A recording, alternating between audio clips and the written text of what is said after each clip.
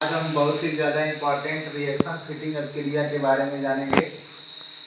जब किसी aryl halide की अभिक्रिया, एरिल हैलाइड मतलब होता है बेंजीन रिंग के ऊपर X, इसको हम कहते हैं एरिल हैलाइड। इसकी अभिक्रिया हम सोडियम धातु से शुष्क ईथर की उपस्थिति में कराते हैं। यहाँ पे 2Na है तो 2 एरिल हैलाइड यूज करेंगे, यानी कि हम 2 बेंजीन रिंग के साथ एरिल हैलाइड बनाएंगे।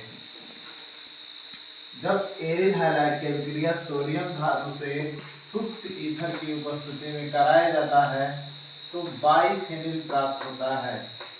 इस अभिक्रिया को हम फिटिंग अभिक्रिया कहते हैं। यहाँ से X और 2Na यानी कि 2NaX बाहर हो जाएगा, हमें प्राप्त होगा 2 बेंजीन रिंग सिंगल बॉन्ड के द्वारा आपस में जुड़े होंगे, जिसको हम कहते हैं बाइफेनिल। इसको हम कहते हैं बाइफेनिल।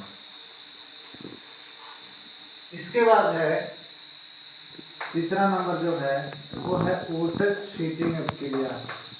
ओटस फीटिंग अभिक्रिया में क्या होता है, एक साइड में हम लेते हैं एल्किल हैलाइड और दूसरे साइड में लेते हैं एरिल हैलाइड। एल्किल हैलाइड मतलब हम लेते हैं CH3Cl और इसकी अभिक्रिया हम कराते हैं सोडियम धातु से, और दूसरे साइड में हम लेते हैं एरिल हैलाइड, यानी कि बेंजीन रिंग के ऊपर कोई सा भी यदि हैलोजन जुड़ा हुआ है तो एरिल हैलाइड है। यानी कि एक साइड में एल्किल हैलाइड, दूसरे साइड में एरिल हैलाइड की अभिक्रिया सोडियम धातु से शुष्क ईथर में कराई जाती है, शुष्क ईथर की उपस्थिति में कराई जाती है।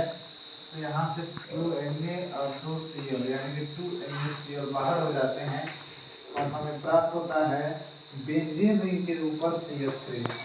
और बेंजीन रिंग के ऊपर यदि CH3 जुड़ा हुआ है तो इसको हम टॉल्यूइन पढ़ते हैं।